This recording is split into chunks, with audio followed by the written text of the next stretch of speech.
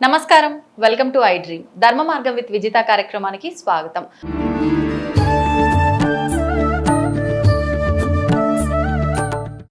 నమస్తే అండి. శ్రీమాత్రే నమః. శ్రీ గురుభ్యో నమః.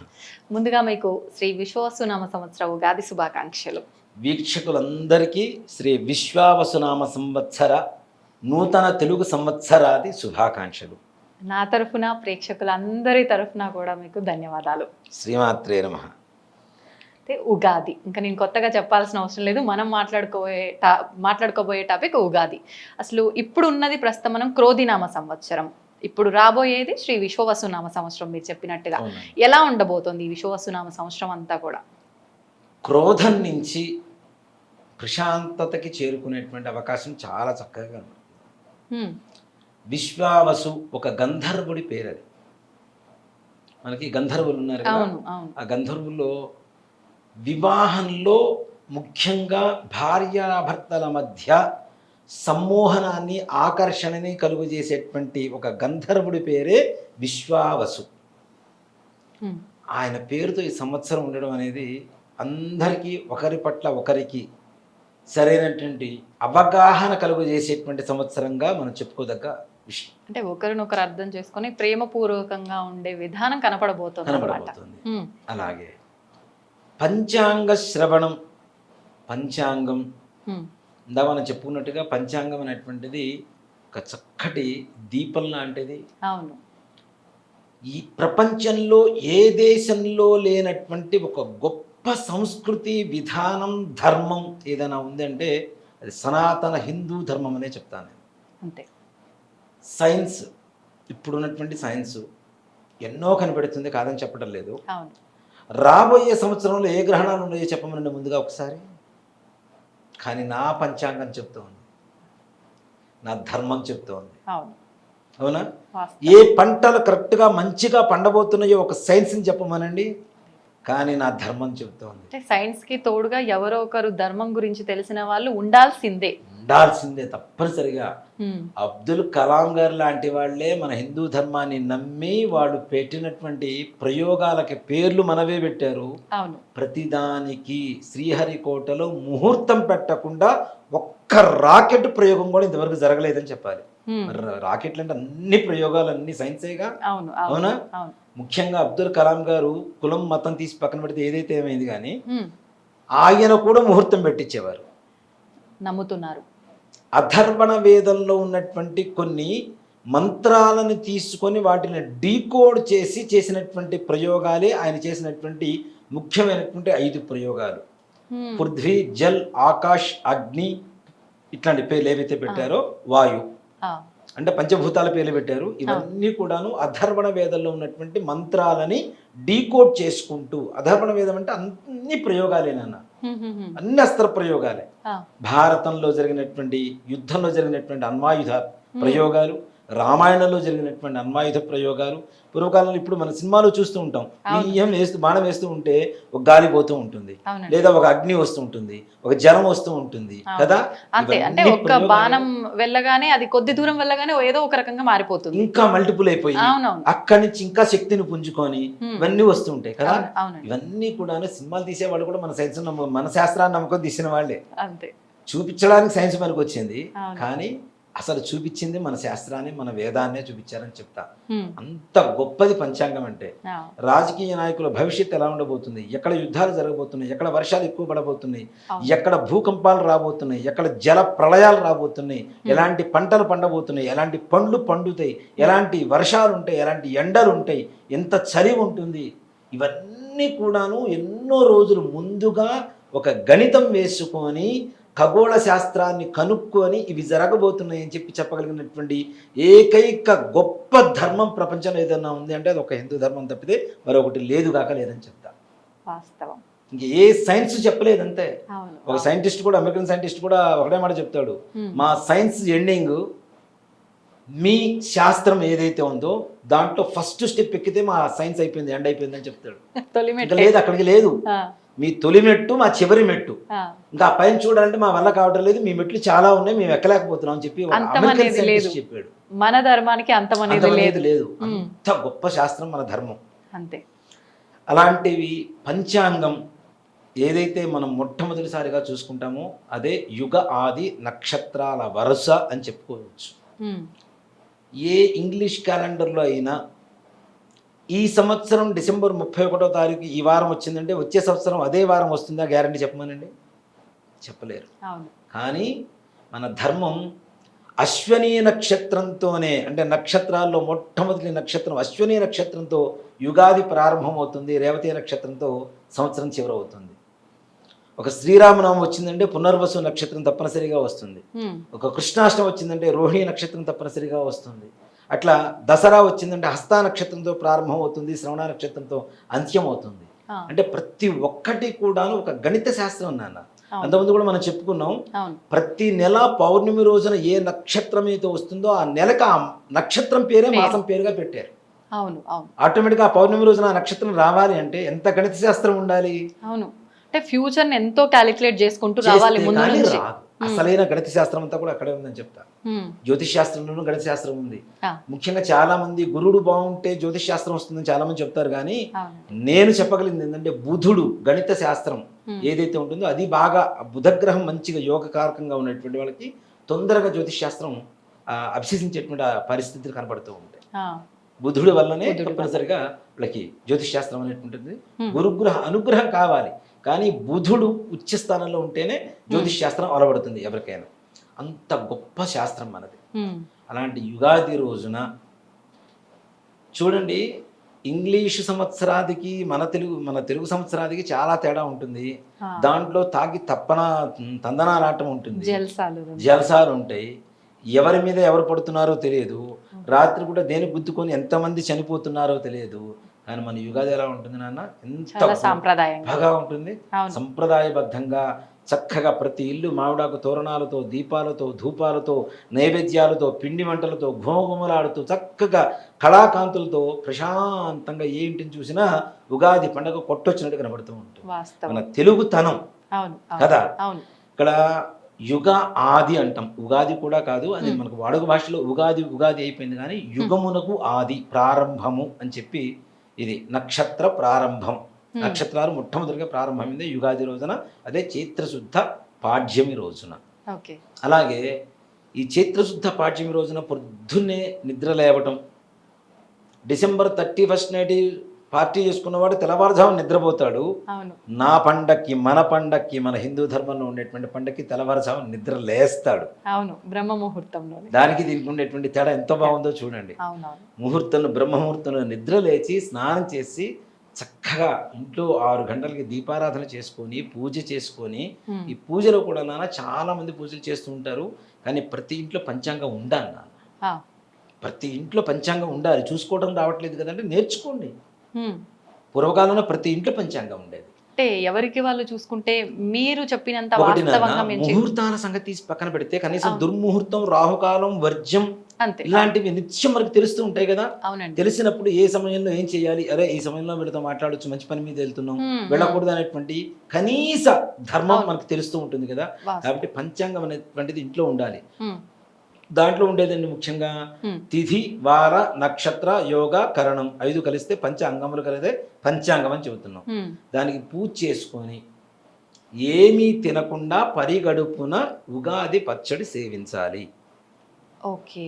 అంటే ఉదయమే పంచాంగానికి మనం అంతా కూడా పూజ చేయాలి. చేసుకున్న తర్వాత తీర్థ ప్రసాదం ఏదైనా ఏమీ తినకుండా పరిగడుపున తినమని చెప్తున్నాం. ఓకే. అవునా. మన జీవితంలో ఉండేటువంటి సుఖ దుఃఖాల సమ్మేళనమే యుగాది పచ్చడి. 6 ఋతువులు, ఒక 6 ఋతువులకి 6 రుచులు. అలాగే ప్రతి మనిషికి బాధ, అసంతోషం, ఆనందం, దుఃఖం, ఏడుపు, అనేక రకాల హావభావాలు ఏవైతే ఎమోషన్స్ ఉంటాయో అవన్నీ కూడా 6 రకాలు ఉంటాయి. 6 రకాలకి సమ్మేళనమే, అంటే వాటి చిహ్నవే మన ఉగాది పచ్చడి. మరి పొద్దున్నే ఎప్పుడు తినాలి? 11ంటికి లేస్తాం, స్నానం చేసి పూజ చేసుకొని టిఫిన్ చేసి కాఫీ తాగి అప్పుడు ఉగాది పచ్చడి తింటాం. దానివల్ల ఏ రకమైనటువంటి ఉపయోగం ఉండదు. ప్రసాదంగా చెప్తూ ఉంటాం మనం. ఉగాది పచ్చడి అంటాం అనేది మనందరికి అలవాటైనటువంటి ఒక నానుడి భాష కదా. యుగాది పచ్చడి 6 రకాలు కలిసినప్పుడు ఎంటీ స్టమక్ మీద తీసుకుంటే డైజెషన్ సిస్టమ్ బాగుపడుతుంది. పులుపు, ఉప్పు, కారం, వగరు, తీపి, చేదు అన్నీ ఉంటున్నాయి కదా. దీనివల్ల సంవత్సరానికి సరిపడా ఏదైతే మన జీర్ణక్రియ ఉంటుందో దానికి కావలసినటువంటి శక్తిని పుంజుకుంటుంది ముఖ్యంగా. అంటే ఇటు శాస్త్ర ప్రకారంగా అదొక రీజన్ ఉంది, ఆరోగ్యపరంగా కూడా ఈ రెండింటిని జోడించి ఇచ్చిందే ఈ ప్రసాదం. ప్రతిదీ ఆరోగ్యమే నాన్న. మన హిందూ ధర్మంలో చెప్పేది ఏంటంటే ప్రతిదీ ఆరోగ్యమే, అంతకుమించి వేరే ఏం చెప్పాలా. అందుకనే ఆరోగ్యమే మహాభాగ్యం అని చెప్పి అందరూ చెబుతూ ఉంటారు. ప్రతి దాంట్లో ఇన్నింటికి లేవాలి, ఇన్నింటికి పడుకోవాలి, ఈ సమయానికి తినాలి, ఇది తినకూడదు, ఈ సమయానికి ఇచ్చేయాలి, ఈ ఋతువులో ఇచ్చేయాలి, ఈ కాలంలో ఇచ్చేయాలని ప్రతి ఒక్కటి పండుతో సహా తినేటువంటి ఆహార పదార్థాలు కూరగాయలతో సహా ప్రతి ఒక్కటి కూడాను మనకి మనిషికి సంపూర్ణమైనటువంటి ఆరోగ్యాన్ని ఇచ్చేటువంటి ఒక విధానమే, జీవన విధానమే మన హిందూ ధర్మం చెప్తుంది. మనిషి హిందూ ధర్మాన్ని పాటిస్తే మనిషిలాగా చక్కగా 120 ఏళ్ళు బ్రతుకుతాడు. దాంట్లో ఏమాత్రం కూడా సంశయం లేదు. ఒకప్పుడు 120 ఏళ్ళు బతికారు, తర్వాత 100 ఏళ్ళకి వచ్చింది, 90కి వచ్చింది, 70కి వచ్చింది, ఇప్పుడు 60కి వచ్చింది. రాబోయేటువంటి తరాల్లో గ్యారంటీ మన మనవాళ్ళు ముది మనవాళ్ళు ఒకటే మాట చెప్పుకుంటారు, మా తాతగారు అప్పట్లో 40 ఏళ్ళు బతికేవాడు తెలుసా అని చెప్పుకునే పరిస్థితి గ్యారంటీ. 40 గ్యారంటీ. ఆ పరిస్థితికే దిగజారిపోతున్నాం. మనం తింటున్న ఫుడ్లో ఒరిజినల్ లేదు, అవును అవును, ఎక్కడ ప్యూరిటీ లేదు, తినే పండులో ప్యూరిటీ లేదు, ప్రకృతి సిద్ధంగా ఎక్కడ పండట్లేదు, అన్ని కృత్రిమంగా పండిస్తున్నటువంటి పంటలే. ఏ పప్పు తీసుకున్నా, కూరగాయలు తీసుకున్నా, పండ్లు తీసుకున్నా, ఆయిల్ తీసుకున్నా ప్రతి దాంట్లో ఒక కల్తీ. దాంతో పాటుగా మరికొంతమంది మన మీద సవాళ్ళు విసురుతూ మన దరిద్రాన్ని ఇంకాస్త దరిద్రంగా తయారు చేసేటువంటి విధానం. పండుగ ఉంటారు నాన్న, గుడికి వెళ్ళేటప్పుడు పండుగ ఉంటాం, తీసుకెళ్ళి నివేదన పెడతామా? అక్కడ పెడుతున్నది ఎవరికి? భగవంతుడికి. పెట్టగానే గుళ్ళో ఏం చేస్తాం? ప్రసాదం ఇచ్చిన తర్వాత చక్కగా అరటి పండో ఏదో పండో కొబ్బరి చిప్పు ఒలుచుకొని చక్కగా తినేసి గుళ్ళోంచి బయటకు వస్తాం. గుళ్ళో తింటే పవిత్రమైనటువంటి భావన కాబట్టి. అవునా? పండు మీద ఉమ్మేసినప్పుడు వాడికి క్యాన్సర్ ఉందో తెలియదు, ఎయిడ్స్ ఉందో తెలియదు, ఏముందో తెలియదు, వాడు ఉమ్మేసిన పండు తీసుకెళ్లి దేవుడికి నైవేద్యం పెట్టి అదే వరుచుకొని మనం తింటే మనకు రోగాల పుట్ట మన బాడీ అవుతుందా అవదా? ఇంటికి ఎవడు ఉమ్మేస్తున్నాడు? కొన్ని కులాల వాళ్ళు సవాల్ చేశారు నాన్న మన మధ్య, మేము ఉమ్మేసి మా ఉమ్మే అమ్ముతాం, మా ఎంగిలే అమ్ముతాం, కొంటే కొనండి లేకపోతే లేదు, ఏం చేస్తారో చేయండి. మన హిందువులకి సిగ్గు బుద్ధి ఉండాలిగా ఇతర వాళ్ళ దగ్గర కొనేటప్పుడు కదా. ఇన్ని చేస్తున్నా సర్వే జనా సుఖినో భవంతు అనేటువంటి ఏకైక ధర్మం కూడా నా ధర్మమే అని చెప్తాను నేను. అంతే. అవునా? అవును. అసలు హిందువుల పట్ల ఎన్ని రకాల కుట్రలు జరుగుతున్నాయి, అన్ని రకాల కుట్రలు అన్ని జరగాల్సిన గత కొన్ని సంవత్సరాల క్రితం జరిగినటువంటి ప్రభుత్వాలు అన్ని జరిగిపోయింది. అవును అవును. వాడికేమో 7 పెళ్ళిళ్ళ, ఎంతమందినే పిల్లల్ని కనొచ్చా, రోడ్డు పక్కనే cycle puncture shop, tyre shop పెట్టుకోవచ్చా? హిందువు మాత్రం ఒకటి ముద్దు, 2 హద్దు, ఆపై అసలే వద్దని చెప్తారా? అంటే హిందుత్వ జనాభా తగ్గిపోవాలా? ఏం పూర్వకాలంలో మా వాళ్ళు కనలేదా, మా పెద్దలు కనలేదా, మమ్మల్ని పోషించలేదా? అవునా? అవును. ఆ జాతి వాళ్ళ సంగతే నేను చెప్తాను. మేము ఉమ్మేస్తాం, మేము ఎంగిల్ చేస్తాం. ఒక ఆవిడ సవాల్ చేసింది, మీరు ఏం చేసుకుంటారో చేసుకోండి అని. మరి అలాంటి ఎంగిల్ పండ్లు మనం అంత భక్తితో పూజించేటువంటి దేవుడికి ఎలా పెడతాం? అవి కడగకుండా మనం తింటూ ఉంటే మన నోటికి రోగాలు కాక మన బాడీలోకి ఏమొస్తాయి కదా. కాబట్టి దయచేసి ఈ ఉగాది నుంచి ఒక్కటి చెప్తానన్నా, హిందువుల దగ్గరే పండ్లైనా సామాగ్రి అయినా కొనండి దయచేసి. ఇది నా మనస్ఫూర్తిగా ప్రతి ఒక్కరి పాదాలకి నమస్కరించి చెబుతున్నటువంటి మనవి. మన హిందుత్వాన్ని మనం కాపాడుకుందాం, మన ధర్మాన్ని మనం కాపాడుకుందాం, హిందూ జనాభాని కాపాడుకుందాం. కొత్తగా నిజంగా ప్రభుత్వం కొన్ని నిర్ణయాలు తీసుకుంటుంది, కేంద్ర ప్రభుత్వాలు అవి కూడా, అలాగే రాష్ట్ర ప్రభుత్వాలు కూడా కొన్ని తీసుకుంటున్నాయి. నిజంగా చెప్పాలి అంటే హిందుత్వంలో అంటే హిందువులకి కుటుంబ నియంత్రణ అనేటువంటి తీసేశారు. చాలా మంచి పని నాన్న. అంటే గర్వించదగ్గ హర్షణీయమైనటువంటి ఒక మంచి పని, మంచి విషయం అది. కాబట్టి అలా హిందువుల్ని కాపాడుకుందాం, మన హిందుత్వాన్ని కాపాడుకుందాం. మన ధర్మం లేకపోతే అనేక రకాల మతాలకి అనేక రకాలైనటువంటి దేశాలు ఉన్నాయి. ముస్లిమ్స్కి ఇజ్రాయెల్ దగ్గర చాలా దేశాలు ఉన్నాయి, అలానే క్రిస్టియానిటీ దేశాలు ఉన్నాయి.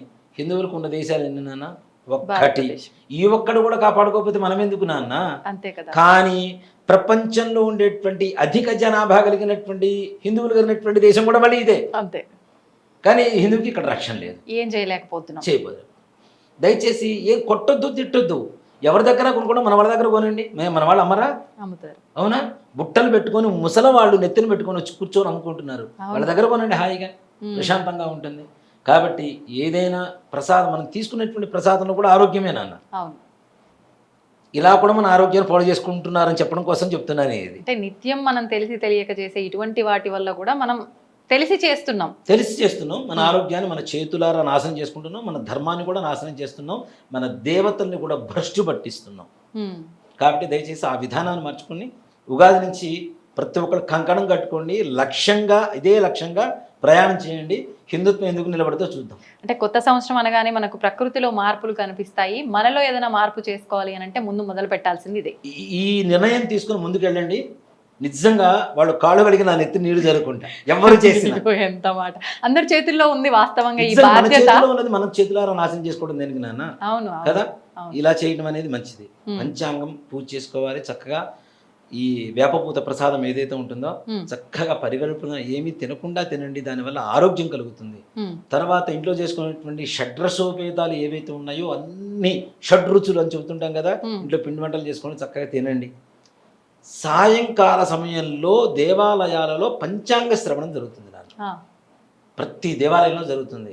మనం చాలాసార్లు చూస్తూ ఉంటాం. పంచాంగ శ్రవణం అనేటువంటిది ఒక్క మన రాశికి ఉండేటువంటి ఆదాయ వ్యయాల గురించో రాజ్యపూజ అవమానాల గురించో కాదు, యావత్ ప్రపంచంలో జరగబోయేటువంటి వింతలు విశేషాలు ప్రమాదాలు హెచ్చరికలు, అలాగే మన దేశాన్ని మనం ప్రేమిస్తాం కాబట్టి మన దేశంలో జరిగేటువంటి మార్పులు చేర్పులు ఏవైతే ఉన్నాయో, అలాగే ఏ పంట వేసుకుంటే రైతులకి మంచి పంటలు పండుతాయని చెప్పి శాస్త్రం చెబుతుందో అవి వేసుకొని బాగుపడండి రా అని చెప్పి, ఎండలు ఎక్కువగా ఉంటే బయటికి తిరగండి రా అని చెప్పి, వర్షాలు పడుతున్నాయి కాబట్టి జాగ్రత్తగా ఉండండి రా అని చెప్పి, చలి ఎక్కువగా ఉంటుంది కాబట్టి రక్షణ తీసుకోండి రా అని చెప్పి ప్రతి ఒక్క దానికి ముందుగా వార్నింగ్ హెచ్చరిక ఇస్తుంది మన పంచాంగం. అలాంటి పంచాంగ శ్రవణం వినడం ద్వారా, శ్రవణము అంటేనే వినటం, పంచాంగం శ్రవణం చేయడం ద్వారా ముఖ్యంగా శ్రీకళ్యాణ గుణావహం రిపుహరం దుస్వప్న దోషాపహం గంగా స్నాన విశేష పుణ్యఫలదం గోదాన నుల్యంతృణాం ఆయుర్వృద్ధితముత్తమం శుభకరం పంచాంగమకర్ణతాం. పంచాంగ శ్రవణం చేస్తే శ్రీకళ్యాణ గుణావహం రిపుహరం, సాక్షాత్ శ్రీ మహాలక్ష్మి లక్ష్మీనారాయణ కళ్యాణం చేసినా చూసినా ఎంత పుణ్యం వస్తుందో పంచాంగ శ్రవణం వినడం ద్వారా అంత పుణ్యం వస్తుందంటాడు. శ్రీ కళ్యాణ గుణావహం రిపుహరం దుస్వప్న దోషాపహం. రాత్రిపూట పీడకలలు వస్తుంటాయి, పంచాంగ శ్రవణం చేసిన వాడికి పీడకలలు రావని చెప్తారు. గంగా స్నాన విశేష పుణ్య ఫలదం, గంగా నదిలో స్నానం చేస్తే పుణ్యం వస్తుందని మనందరం నమ్ముతున్నాం కదా, అలాంటి పుణ్యం కూడా పంచాంగ శ్రవణం ద్వారా వస్తుందని చెప్తున్నాడు. గోదాన నృల్యంతృణాం, గోదానం చేస్తాను నాన్న. గోదానం చేసేటప్పుడు బ్రాహ్మణికి దానం చేసేటప్పుడు ఏం చేస్తామంటే తోక పట్టుకొని తోక మీద నుంచి నీళ్లు వదులుతాం దానం చేసేటప్పుడు. ఈ తోకలో ఎన్ని వెంట్రుకలు అయితే ఉంటాయో అన్ని తరాలు పాటు మన వంశం గోదానం ద్వారా తరిస్తుందని శాస్త్రం చెబుతుంది. అలాంటి పుణ్యం కూడా పంచాంగ శ్రవణం చేస్తే చాలా వస్తుందని చెప్తున్నాడు. అంటే ఎంత సులభమైన మార్గంలో మనకి ఇన్ని ఫలితాలను ఇస్తున్నారు. ఆయుర్వృద్ధితం ఉత్తమం, ఆయుష్ కూడా పెరుగుతుంది అంటాడు, ఉత్తమంగా ఉంటుంది అంటాడు. పంచాంగం ఆకర్ణతాం, పంచాంగం మన చెవిలో పడితే చాలు ఇవన్నీ రకాల పుణ్యాలు వస్తాయిరా అని చెప్తున్నారు శాస్త్రం. అంత గొప్పది పంచాంగం అనేటువంటిది. అంటే దేశ భవిష్యత్తు, ప్రపంచ భవిష్యత్తు, యువత భవిష్యత్తు ఇవి మొత్తం కూడా పంచాంగంలో చెప్పబడుతున్నాయని చెప్పి శాస్త్రం మనకి. అలాంటి పంచాంగ శ్రవణం తప్పనిసరిగా దేవాలయాల్లో చేయండి. ఆ విధంగా చూసుకుంటే ఈ సంవత్సరం విశ్వావసునామ సంవత్సర ఫలం ఎలా ఉంది అని చూసుకుంటే ముఖ్యంగా నాన్న దేశ సరిహద్దుల్లో శత్రుదేశపు దేశాల వల్ల చిన్న యుద్ధ వాతావరణం ఏర్పడుతుంది. దాన్ని కూడా మన భారతదేశ సైనికులు అత్యంత చాకచక్యంతో ఎదుర్కొంటారు అనేటువంటిది ఈ సంవత్సరం ఉండేటువంటి గ్రహాల వల్ల ఉండేటువంటి ఫలం. అలాగే ముఖ్యంగా ఎండలు విపరీతమైనటువంటి స్థాయికి వెళ్ళబోతున్నాయి. ఇంతవరకు మనం 36-38 వరకు చూసాము. ఈ ఎండాకాలంలో 40 నుంచి 42 డిగ్రీల వరకు దాదాపు ఎండను చూడబోతున్నాం. అలాగే ఇలాంటి ఉష్ణోగ్రతలు రామగుండం, విజయవాడ, రాజమండ్రి ఇట్లాంటి ప్రాంతాలలో 40 నుంచి 44 వరకు ఉష్ణోగ్రతలు పెరిగేటువంటి పరిస్థితులు. అంటే దాదాపు బండ్లు మనం రోడ్డు మీద పెట్టినా నిలువున కాలిపోవటం, మంటలు రేగిపోవటం, అగ్ని ప్రమాదాలు, కార్లు కావచ్చు, బండ్లు కావచ్చు, ఇప్పుడు వస్తున్నటువంటి బ్యాటరీ బండ్లు ఉన్నాయి, అలాంటివి ఇంకా ఎక్కువగా ప్రమాదాన్ని సూచిస్తూ ఉంటాయి. అగ్ని ప్రమాదాలు విపరీతంగా జరిగేటువంటి అవకాశం ఉంది. దాని ద్వారా ప్రాణ నష్టం, ఆస్తి నష్టం రెండూ జరుగుతూ ఉంటాయి. అలాగే పెట్రోలు, కెమికల్స్ ఉంటాయి మనకి, పెయింట్స్ అని కొన్ని రకాల కెమికల్స్ ఉంటాయి, యాసిడ్స్, ఇట్లాంటివన్నీ కూడా కెమికల్ కిందకు వస్తాయి కదా. ఇట్లాంటి సంస్థల్లో కూడా ఎక్కువగా అగ్ని ప్రమాదాలు జరిగి ప్రాణ నష్టం, ఆస్తి నష్టం జరిగేటువంటి పరిస్థితులు కూడా కనబడుతూ ఉన్నాయి. అలాగే బంగారం ధరలు, ముఖ్యంగా ఆడవాళ్ళకి చాలా ఇంట్రెస్టింగ్గా ఉండేటువంటి పాయింట్ ఇది. బంగారం ధరలు ఇప్పుడు దాదాపు 90,000 ఉన్నాయన్న, త్వరపడి కొనవద్దు అని చెప్తా. తగ్గుతున్నాయా? తప్పనిసరిగా తగ్గుతాయి. ఎప్పటి నుంచి? ఏప్రిల్ 30వ తారీఖు నుంచి జూలై 30వ తారీఖు వరకు 90,000 రూపాయలు ఉన్నటువంటి బంగారం దాదాపుగా 82,000 నుంచి 85,000 వరకు మధ్యలో ఉండేటువంటి పరిస్థితులు కనబడుతూ ఉంది. దాదాపు 3 నెలల పాటు. ఇప్పుడు పెళ్లిళ్ళు జరుగుతున్నాయి, బంగారం కొనేద్దాం 90,000 పెరిగిపోతుందనే భయంతో దయచేసి ఎవరు కొనకండి. తప్పనిసరిగా డాలర్ విలువ పెంచుకునేటువంటి ప్రయత్నంలో బంగారం విలువ తగ్గిపోయేటువంటి పరిస్థితులు ఉన్నాయి. కానీ జూలై 30వ తారీఖు తర్వాత మరలా మన భారతీయ రూపాయి విలువ పెరిగి డాలర్ విలువ పడిపోయి బంగారం అక్కడి నుంచి ₹1,00,000 వరకు వెళ్ళేటువంటి అవకాశాలు కూడా కనపడుతుంది. కొనుక్కోవాలి అనుకునే వాళ్ళకి తప్పనిసరిగా రేపు ఏప్రిల్ 30 నుంచి జూలై 30 లోపల కొనుక్కుంటే చాలా తక్కువ రేట్లలో వస్తుంది. తర్వాత మరలా కొనాలంటే ఇంకా ఎక్కువ డబ్బులు పెట్టాల్సినటువంటి పరిస్థితి. అలాగే వెండి కూడా తగ్గదు, కానీ అట్లానే స్థిరంగా ఉండిపోతుంది. కానీ రాను రాను ఇప్పటికీ 1,05,000 రూపాయల వరకు దాదాపు ఉంది, 1,30,000 రూపాయల వరకు వెళ్ళిపోయేటువంటి పరిస్థితులు కూడా కనబడుతున్నాయి. దాదాపు 20-30,000 వ్యత్యాసం వెండి ఓ మాట చెప్పాలి. అలాగే లోహం, ఐరన్, ఉక్కు ఇట్లాంటివి ఏవైతే ఉంటాయో వీటి రేట్లు కూడా విపరీతంగా పెరిగిపోతున్నాయి. ఇల్లు కట్టుకోవాలనుకునేటువంటి వాళ్ళు ఎక్కువగా ఐరన్ వాడే దానికి మనం, కాబట్టి ఇల్లు కట్టుకోవాలనుకునేటువంటి వాళ్ళు కూడా త్వరపడి కట్టుకోవడం అనేది ఉత్తమమైనటువంటి మార్గం. ఇనుప రేట్లు ఉన్నదానికి దాదాపు 0.5%. ఇప్పుడు 100 రూపాయలు ఉందంటే 150 రూపాయలు అయ్యేటువంటి పరిస్థితులు ఉన్నాయి. కాబట్టి లోహం విలువ కూడా బాగా పెరుగుతుంది. అలాగే గోధుమలు, వడ్లు, మినుములు, పెసలు, శనగలు, పొగాకు ఇట్లాంటి పంటలు ఉన్నతంగా దిగుబడి ఇచ్చేటువంటి పంటలు. అలాగే పండ్ల తోటలు ఏవైతే ఉన్నాయో వాటి ద్వారా అత్యంత నష్టం వాటిల్లేటువంటి పరిస్థితులు కూడా కనబడుతున్నాయి. అకాల వర్షాలు, వడగాల్పులు, వాటి వల్ల పండు రాలిపోవటం, నష్టం రావడం అనేటువంటిది పండ్ల తోటల యజమానులకు ఎక్కువగా జరిగేటువంటి పరిస్థితులు ఉన్నాయి.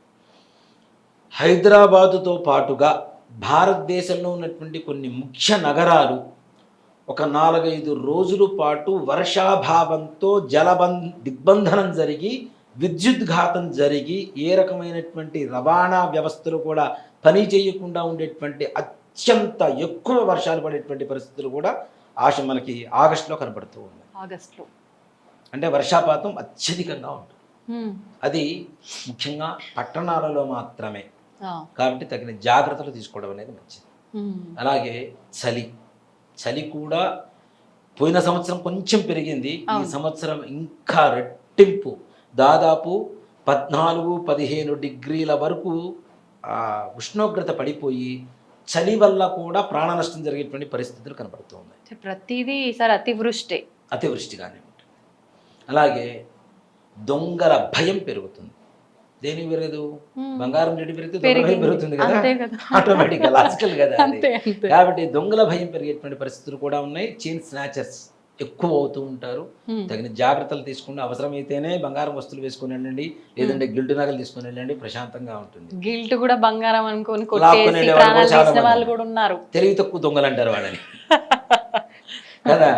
కాబట్టి ముఖ్యంగా ఏంటంటే నాన్న, బంగారం వేసుకోవాలి, ఫంక్షన్కి వెళ్ళాలి, ఇంట్లో దిగబడి వేసుకొని పోవాల్సిన అవసరం ఏముంది? చక్క బ్యాగ్లో పెట్టుకోండి, కారులో పెట్టుకోండి, అక్కడికి వెళ్ళిన తర్వాత వేసుకోండి, ఎవరు కాదంటారు?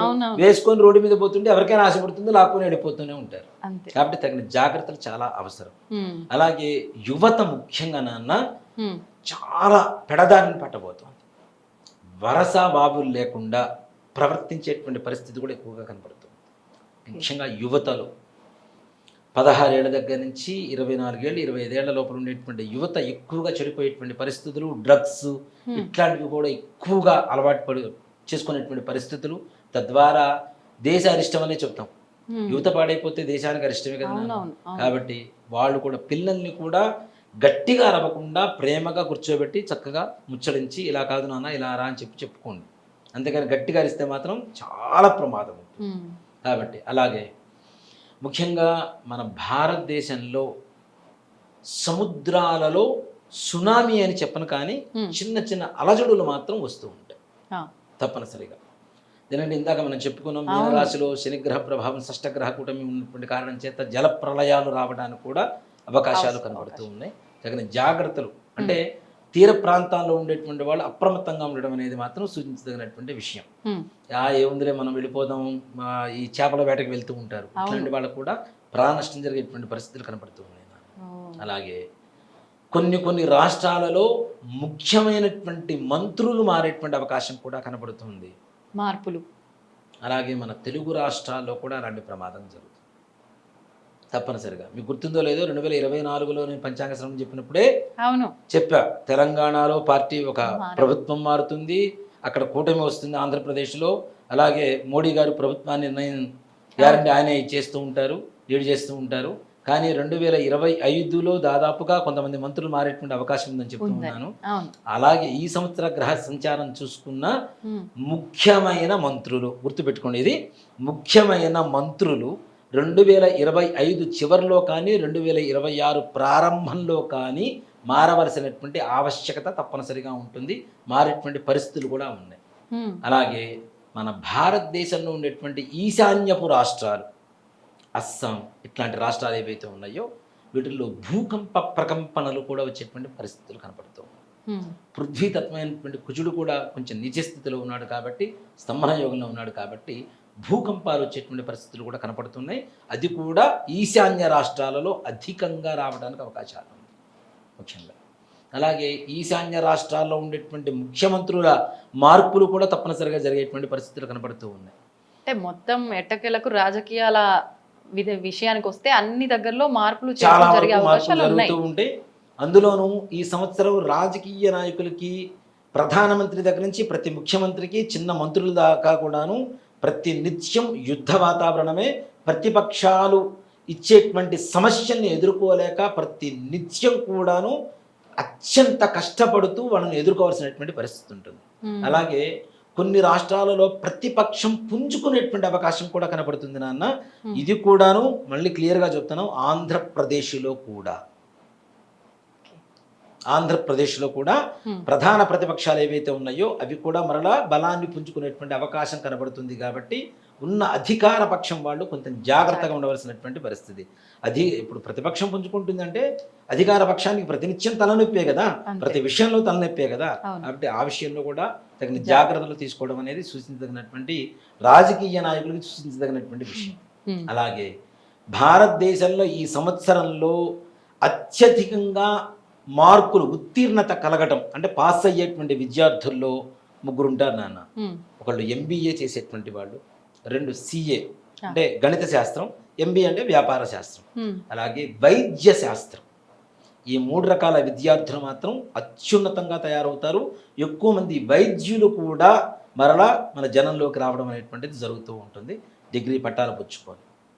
అలాగే సినీ పరిశ్రమ వాళ్ళకు కూడా ఈ సంవత్సరం ఇంకొక అడుగు ముందుకు వెళ్ళబోతోంది మన తెలుగు పరిశ్రమ. ముఖ్యంగా మన భారతదేశీయ సినీ పరిశ్రమ ఇంకా అత్యున్నతంగా ప్రపంచవ్యాప్తంగా మన వైపు తలెత్తుకొని చూసేటువంటి పరిస్థితి తప్పనిసరిగా సినీ రంగం వాళ్ళకి, మీడియా రంగం వాళ్ళకి ప్రమోషన్స్, అవార్డులు ఇలాంటివన్నీ కూడా మంచి లాభాలు తెచ్చిపెట్టేటువంటి బాటలో నడిచేటువంటి పరిస్థితి కూడా కనపడుతుంది.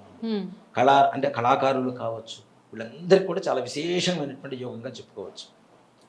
రియల్ ఎస్టేట్ వ్యాపారం చేసేటువంటి వాళ్ళు సెప్టెంబర్ 16వ తారీఖు లోపల ఎవరు ఇల్లు కొనుక్కోవాలన్నా, స్థలం కొనుక్కోవాలన్నా, పొలం కొనుక్కోవాలన్నా కొనుక్కోండి.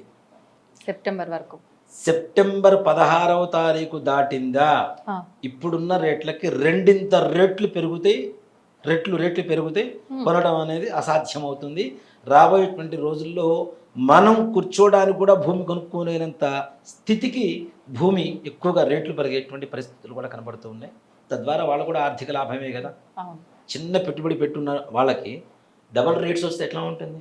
ఎన్ని వడ్డీలు కట్టినా కూడా దానికంటే ఎక్కువ సంపాదిస్తున్నట్టే. కాబట్టి రియల్ ఎస్టేట్ రంగం వాళ్ళకు కూడా చాలా ఉన్నతంగా ఉంటుంది ఈ సంవత్సరం. రైతులకి చాలా చాలా బాగుంటుంది నాన్న.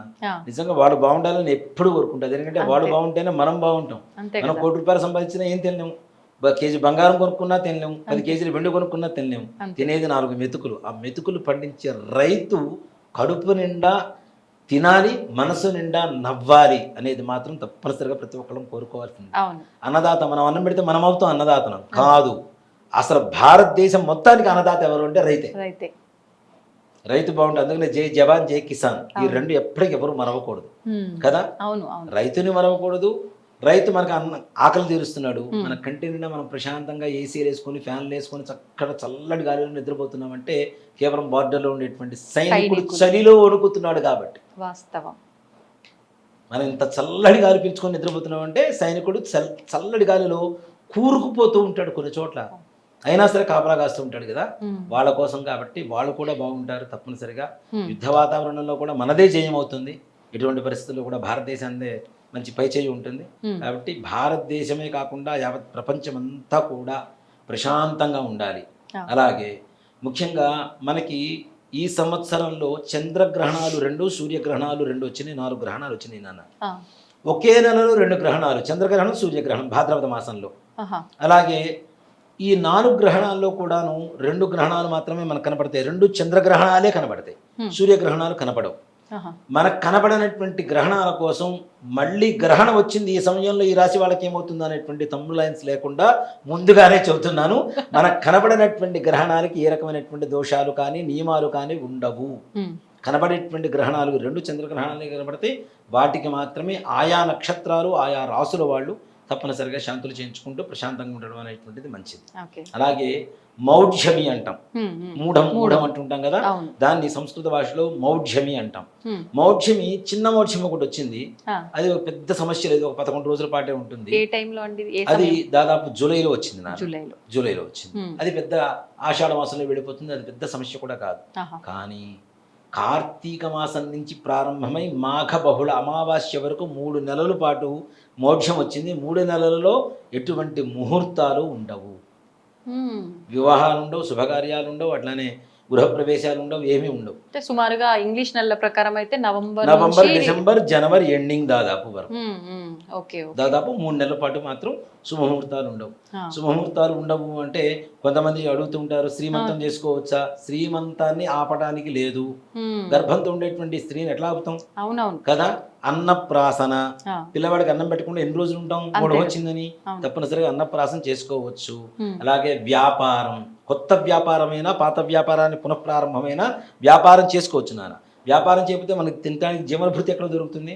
కాబట్టి వ్యాపారం చేసుకోవచ్చు. అలాగే నామకరణలు చేసుకోవచ్చు.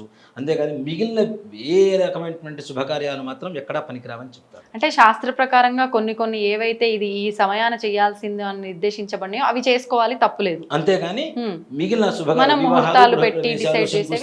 ఉపనయనాలు, ప్రతిష్టలు ఇట్లాంటివి మాత్రం ఆ సమయాల్లో జరపకూడదు. దీని వల్ల కూడా చాలా వరకు నష్టాలు ఉంటాయి నాన్న. మూఢం వల్ల ఎవరికి నష్టాలు ఉంటాయి? మొట్టమొదటిగా పురోహితుడికి. కానీ అనుకుంటాం పురోహితుడుకు చావో పుట్టుకో ఉంటే చాలు బతికేస్తాడు కదా.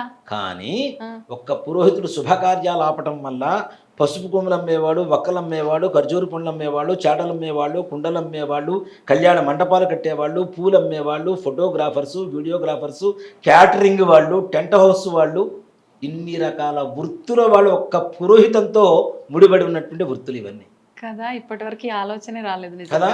ఒక్క పురోహితుడు పనులు ఆపేస్తే ఇవన్నీ స్తంభించిపోతాయి. కాబట్టి ఇంతమందికి జీవన భృతి కొంచెం నిదానిస్తూ ఉంటుంది. కాబట్టి ఆ సమయంలో ముందుగానే సంపాదించుకొని దాచిపెట్టుకోండి చక్కగా ప్రశాంతంగా. కానీ అయిపోగానే వెంటనే స్టార్ట్ అవుతాయి కాబట్టి దాన్ని ఉపయోగించుకోవటము ఏదో ఒకటి చేసి బ్యాలెన్స్ చేసుకోవాలి అంతే. కాబట్టి అంటే ఇన్ని వృత్తుల వల్ల ఒక్క పురోహితుల వల్ల ఎంత కేటాన్ అవుతున్నారో చూడండి. అవునా? దీన్ని చాలా మంది ఒప్పుకోరు. మీరు లేకపోతే అమ్ముకోమా అంటే, పసుపు ఎందుకు అమ్ముకుంటావు? కూరలో ఎంత వేసుకుంటారు అంత వేసుకుంటారు. అవునా? వక్కలు ఏం చేసుకుంటారు? ఎవ్వరు తినేవాడు లేరు. అవునా? ఖర్జూర్ పండ్లు ఎవరు తింటున్నారు? తుండుగుడ్డలు ఎవరు కొంటున్నారు? చాటలు ఎందుకు కొంటున్నారు? కుండలు ఎందుకు కొంటున్నారు? టెంట్ హౌస్ ఎందుకు వస్తుంది? అంతే కదా. మరి ఇవన్నీ ఎందుకు వస్తున్నాయి? ఫోటోగ్రాఫర్లు ఎందుకు? పెళ్లిళ్ళు లేకపోతే. అవునా? అంటే ఏది ఎంత అత్యవసరం ఉన్నా లేకున్నా నడుస్తుందిలే అనుకుంటాం నిత్య జీవితానికి వచ్చేసరికి. శుభకార్యాలకు అలా కాదు కదా. పూలదండలు కొనాల్సిందే, మండపాలు కట్టాల్సిందే, కళ్యాణ మండపాల వాళ్ళు ఖాళీగా ఉండవలసిందే అంతే కదా. ఇంతమంది ఖాళీగా ఉంటారు కాబట్టి వీళ్ళు ముందుగా కొంచెం జాగ్రత్త పడి సంపాదించుకొని చక్కగా ఉన్న ధనాన్ని ఖర్చు పెట్టుకుంటూ జీవన విధానాన్ని గడుపుకోవచ్చు.